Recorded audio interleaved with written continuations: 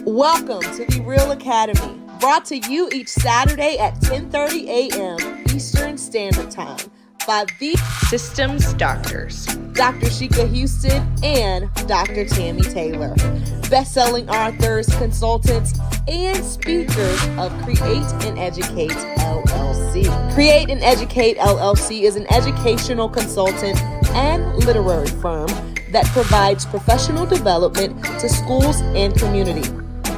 Their goal is to transform organizations with the REALL Resilient framework used to increase their school report card grades 2 and 3 grade levels in 1 year.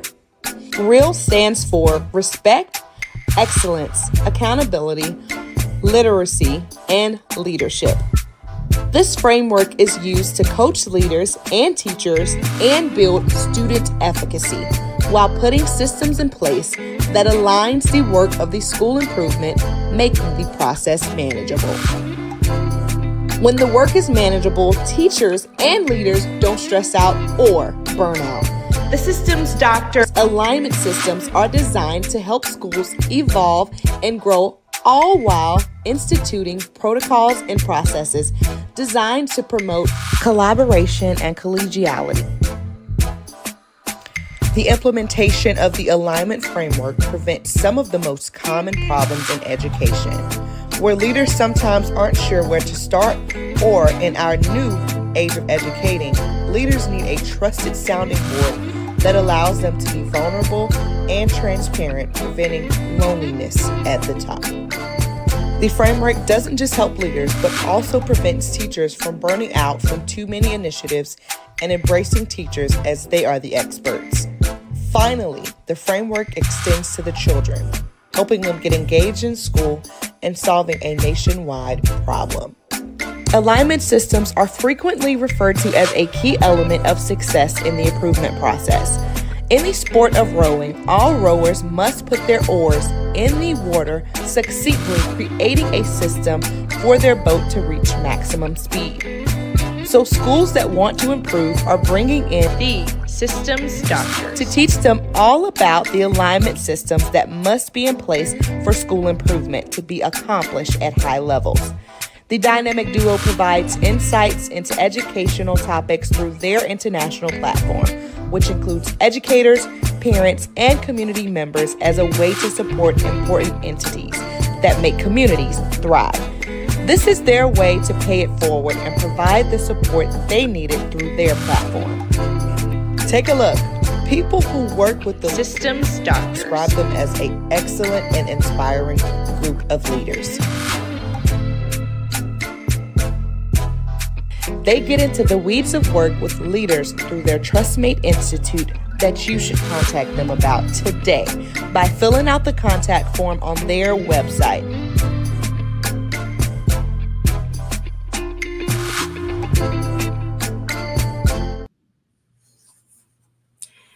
It's Super Saturday, everyone. Welcome to episode 175 of the REALL Academy, brought to you by Create and Educate with your very own Systems DoctHers, HERS. I am Dr. Sheka Houston. Good morning, everybody, and I am Dr. Tammy Taylor, and we are super stoked to have you with us this morning. Most definitely. Good morning, Tammy. Good morning, Sheka. So each week, your Systems DoctHers bring you information surrounding our work, and this week's episode is our Leadership Trustmate Institute edition. So you all are definitely in for a treat. After improving our schools' 2 and 3 report card grade levels in 1 year with our dynamic staff members and becoming award-winning leaders, we've served at the district level as well as at the building level. We knew that other people besides us needed help with the school improvement process. For sure. And during that process, Sheka and I tagged each other as one another's trustmates, where we were able to be vulnerable and support one another to see our way through that process successfully. And as such, we have created the same type of collaborative environment in our Leadership Trustmate Institute. Most definitely. Tammy heads up our elementary institute. I head up the middle level institute. And Dr. Tracy Sweely, who we've had on with us previously, National Principal of the Year, heads up our high school institute. So together, we give you what worked for us in a non-threatening and collaborative environment. You're able to take back what you know would work for you as the expert in your building, and we're able to give you feedback throughout that process, but you're also able to collaborate with other leaders who are going through the same thing that you may be going through. And we call it self-selected coaching. This is coaching that respects the fact that you are an expert, but it allows you to be vulnerable, to really get help with the things that you really need help with without feeling like you're being judged for not knowing something, and without the reporting back to anyone. So if this is something that you know that you need, or if you're trying to transform your school in any way, please visit our website. We'll put it in the comments in just a moment. Fill out the contact form, and we will definitely get you loaded into that institute. So do all of the things that the platforms do. If you don't mind, like, share, subscribe, send stars, comment. That helps us with these algorithms and make sure that this information is getting to everyone that it needs to get to. Yes, each episode every Saturday is a part of our live stream network, the Fantastic Four. It begins each Saturday morning with Principal Sean Hurt at 10 a.m. And Principal Sean Hurt is always fire. So we are always eager to hear what he has to say, because he is the guru on data and making sure that we kick off those Fantastic Four sessions on Saturday mornings with fire. And then, of course, yours truly, Create and Educate, follows next on the REALL Academy at 10:30. And then at 10:55, the leader of this Fantastic Four group, our mentor and the GOAT, the new Principals and AP Academy, is on with Principal Kafele, and then we round that up on Sunday night at 7 p.m. with PGP Podcast with Dr. Moreno and Principal Josh Tovar. And Principal Hurt put in the comments, happy birthday, Tammy. That's how we should have started the show off this morning. Thank you, Principal Hurt.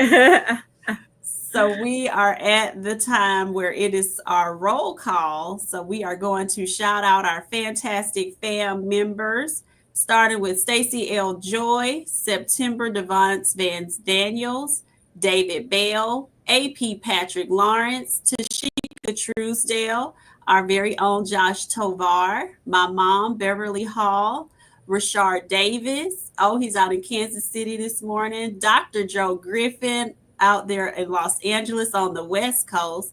Principal Sean Hurt, again, you did a phenomenal job as always, Brother Hurt. Brother Gerard Laws up here in North Carolina. Melissa Jones Chunu, Miss Dot McKeever Jeter, we always appreciate you. And the GOAT is here, Principal Kafele. We saw that we shared your information that was put out about your book, and congratulations on all the success. We can't wait to get ours. I hadn't got mine yet, but I know it's coming. Congratulations. And thank you so much, everybody. Yes. And Dr. Rella Hicks, let me see, Alicia Scott and Jasmine Harris, we appreciate you. And I did see, Tashika, too, that you were going to visit your grandmother, I think in North Carolina, you said, who turned, was it in her 90s? So happy birthday to her. That was fantastic. Absolutely.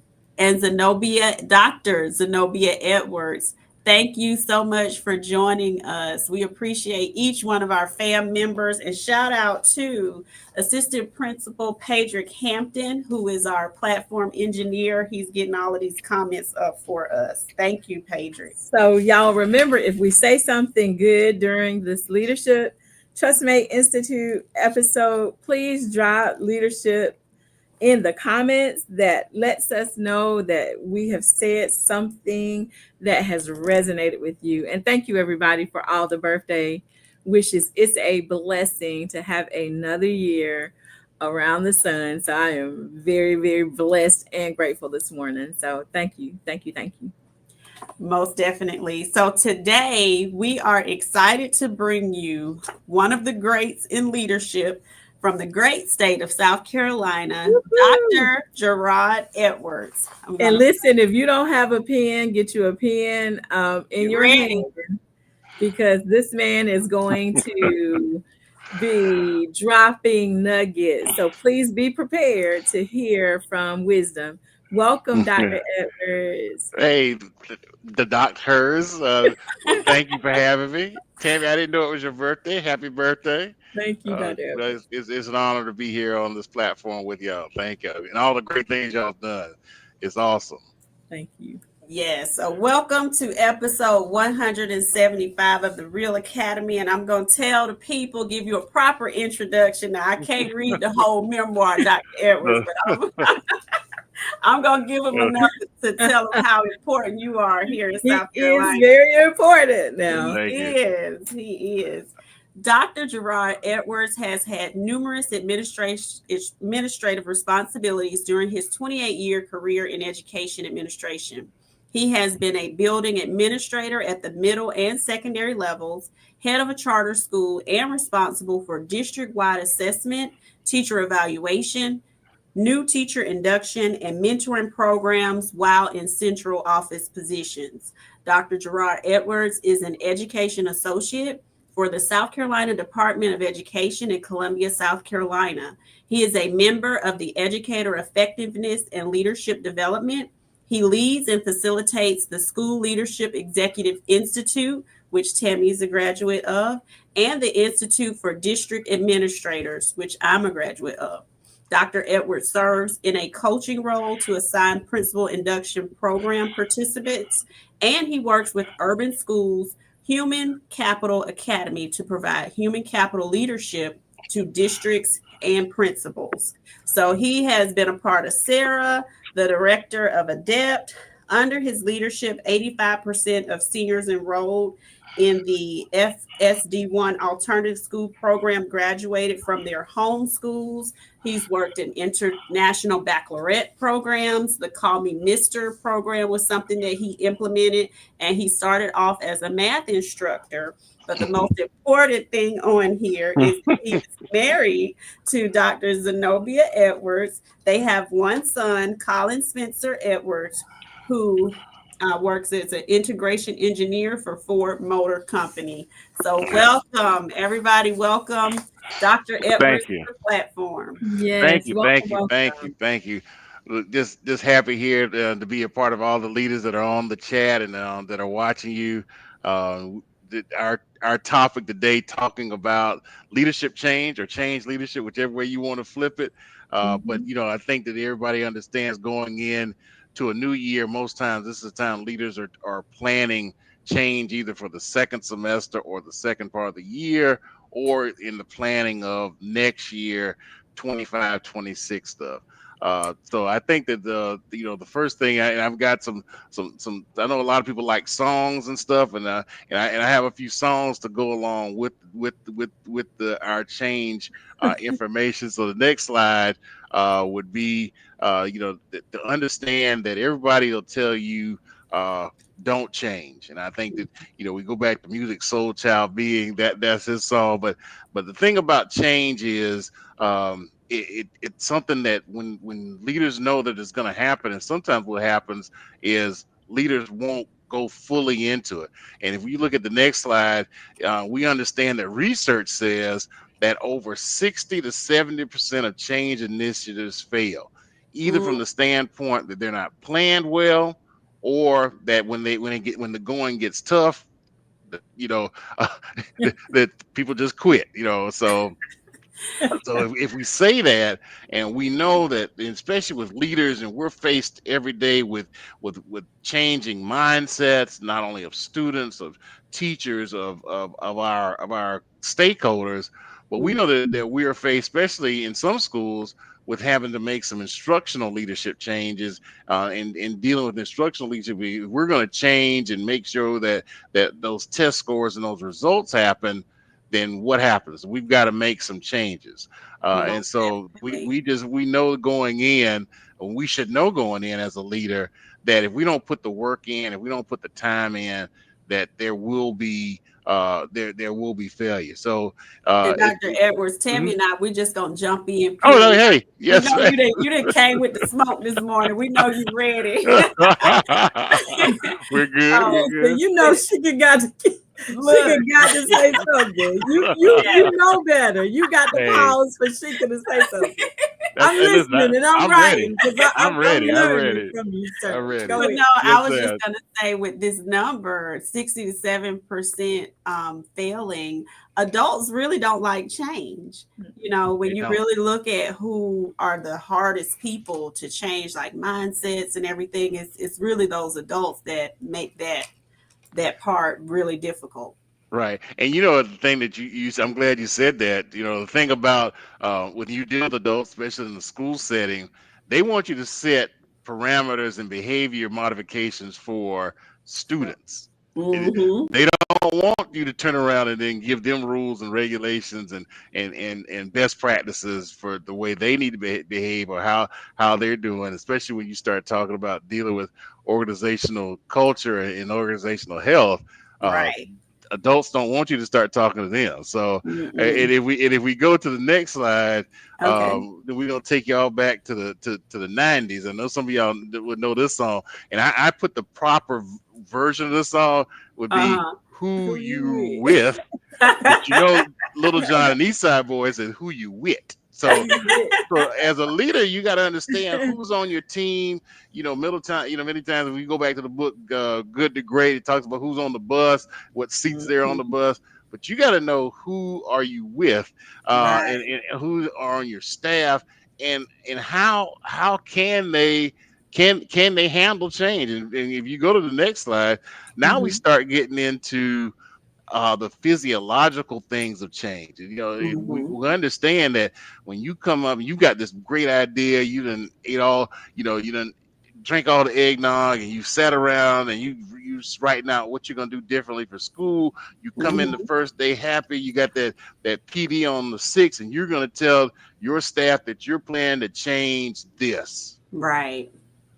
The immediate reaction is, if you look at the endings, are shocked, anger, denial, fearful, and sad.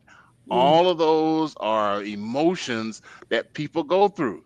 Right. Now, what you have to do, especially when you're sitting around developing that list of things, if you've got that list, you need to flip over is, what do I need to do to get everyone from being through the endings, through the neutral zone where they're confused, they're disoriented, they're skeptical, to the new beginnings where they're excited, they're energized, and they're committed. And this is called the Bridges transition model. But what you see is, to get the new beginnings, there's a length of time that you have to do. So you've got to take the time. It's not going to happen overnight. And a lot of times we assume as leaders that once whatever we come up, whatever vision that we have, people are going to automatically jump in and do it.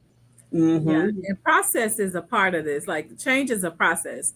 You don't tell people we're changing today and then the change is perfected tomorrow. Right. So we have to be patient and make sure that we are active in making the change executable while we are in there and helping people to make those shifts that have to happen in order for that to happen in a way that is fruitful for the organization, because otherwise what you fall into is chaos, and then you have tons of conflict, which happens, and we know that's a part of what we do.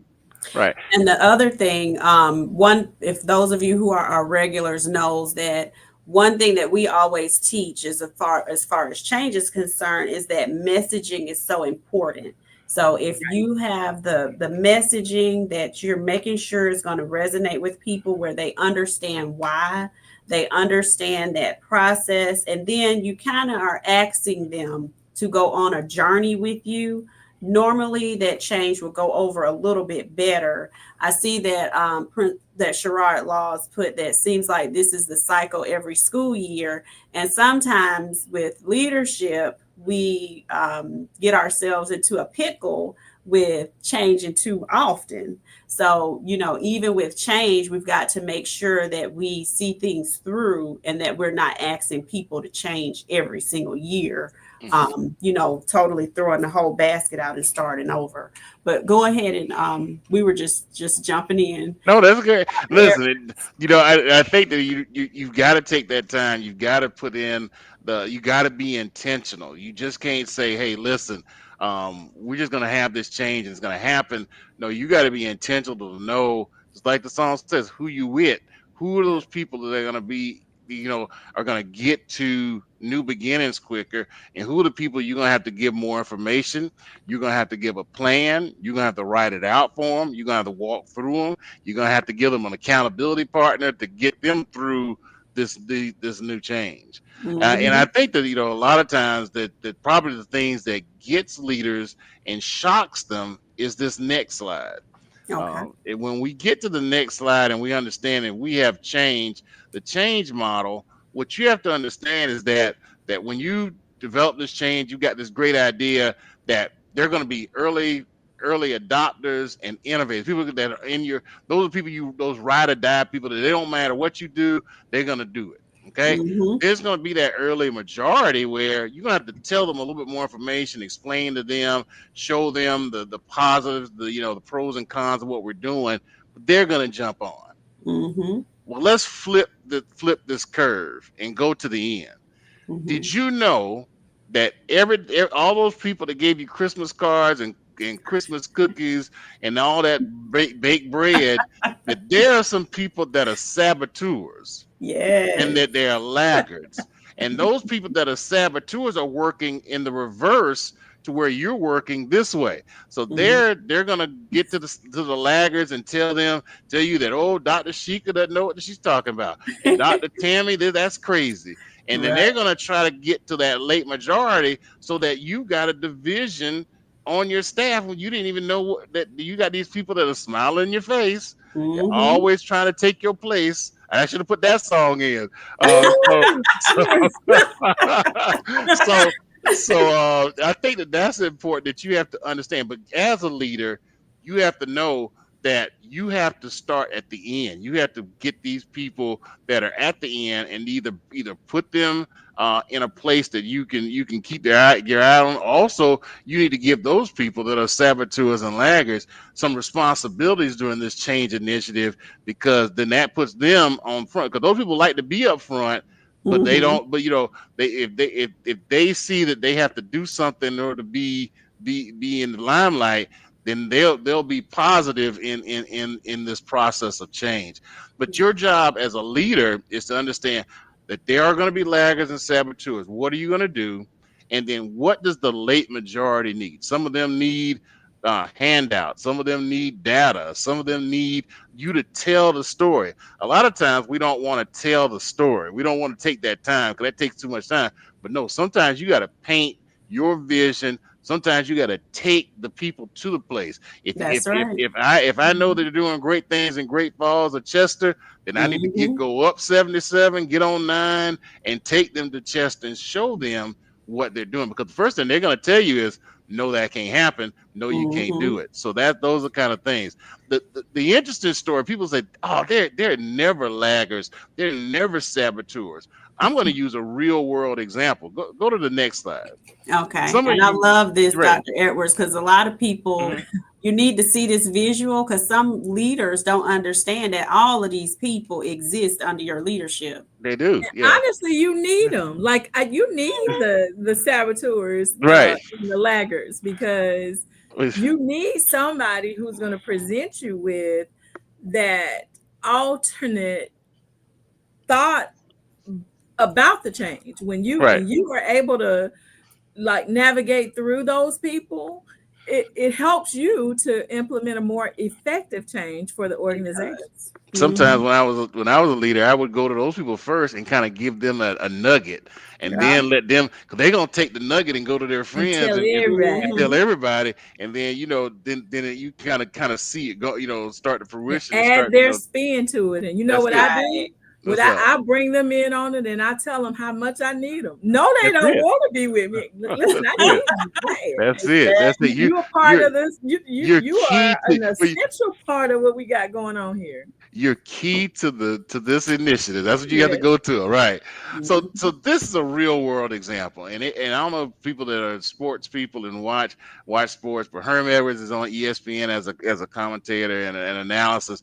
But once upon a time, he was a coach at Arizona State.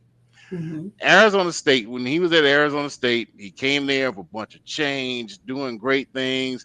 There was a lot of traction, but unbeknownst to him, there were people on his team, on his staff, that were doing things against him to the point where they were giving the game plans to the opposing team.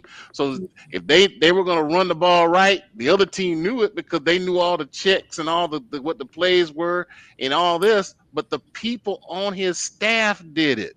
Mm. That's amazing, and especially as high price and as much money as in college football. Everybody knows they were willing to get rid of him, but Mm. by causing the team to lose, which is Wow. crazy. But that's a great example. I always use this to show people about saboteurs and the laggards, that they are everywhere. And even in this situation, everybody would think that Arizona State would want to win, but not Mhm. everybody wanted to win because they didn't want him to be the leader. So that's important for us to understand, especially in this. So if you go to the next side, we go to a Sam Cooke song. So a change is going to come. A change is going to happen, but you need to be the person to make sure that's going forward. So I've got a few steps to help everyone, all those leaders, to kind of do and to kind of think about, especially when they are planning change. First thing you got to understand is you got to take the temperature of your organizational health. You, the leader, are the most important person as to make sure that organizational health is great. So the first thing you got to know is your team open to change? Mhm. That's a yes or no answer. If it's no, then there's some things that you need to do. There's some things that we might need to move. There's some people we might need to change. There's some hard conversations that need to happen.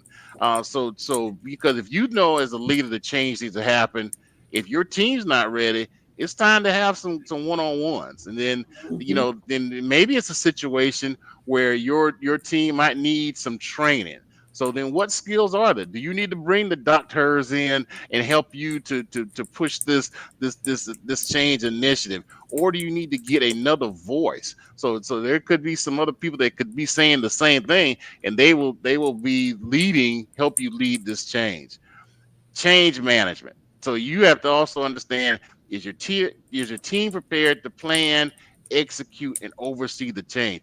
A lot of times when we go back to that first slide saying 60 to 70% of changes fail, it's because there's not proper planning. And what happens is we plan, we get into the do, and then what happens? Oh, we don't sit there and evaluate whether the change is going good or bad. We just stop. Mhm. We just stop. So I think that's important there. And then what is the success criteria? Some of y'all that are been in the classroom and understand that we give students success criteria. Well, we need to make sure that we paint the vision for success for our staff, even for our stakeholders, so that we know what if the change initiative is going to be successful. So I think that that's important, that we know and we keep that in front and we keep revisiting those things, then to do the success criteria. And then time is the amount of change needed to execute the time. Do you have it? And then if it isn't, then what you might really need to say is, okay, I only have a semester, then I need to cut that change initiative in half and start so I can have some small wins. So I can say, okay, Mhm. we've started here. All right, and then I'm gonna give you a tidbit from my dad, who's my mentor in the past. He passed away in 2020, but he always talked about first thing that leaders need to understand that things are going to get tough. So if you're going to go in and start change, you know it's going to be tough. You know that it's prone to fail by statistics and research. We know that there are going to be laggards and saboteurs out there plotting against you. Well, remember, you can't quit as a leader. You cannot quit. You cannot quit you have the vision for change. Then you got to go along to it, because if you quit now, you'll only be good at quitting. So that's important. And also stay positive. So that's the thing that they need to be reminded of. We are so thankful for all the gems Dr. Edwards has dropped. I saw all of the leaderships that were in the comments, so we know that it resonated with you. This is how you get in contact with Dr. Edwards. We appreciate you, Doc. And all of your information, every institute that we've attended with you has been phenomenal. You put so much thought and planning into the curriculum. I mean, just, making us think outside the box. This really resonated well with what Principal Hurt talked about this morning. Right. And what a great way to end that, no matter what's happening with change, it's going to be tough. We cannot quit. We got to keep going it, because if we don't do it, who's going to do it? That's it. That's it. And listen, I want to continue to sing y'all praises. This is a great platform that you have. Continue to keep reaching out to leaders, because this is things that leaders need to do. They need to have that sounding board, and y'all are doing a great job. Even though it took me 3 years to get on here, but don't do that. I'm just saying. I think people in the comments said we need a part 2. So thank you so much for joining us. We are overtime. Yes. No. You're all right. Y'all jump on over to Principal Kafele's page, and we will see y'all back next Saturday. We'll definitely plan a part 2 with Dr. Edwards. This was phenomenal. Yes. Get to where I need to be. Thank you all. Have a great rest of your Saturday. Yes.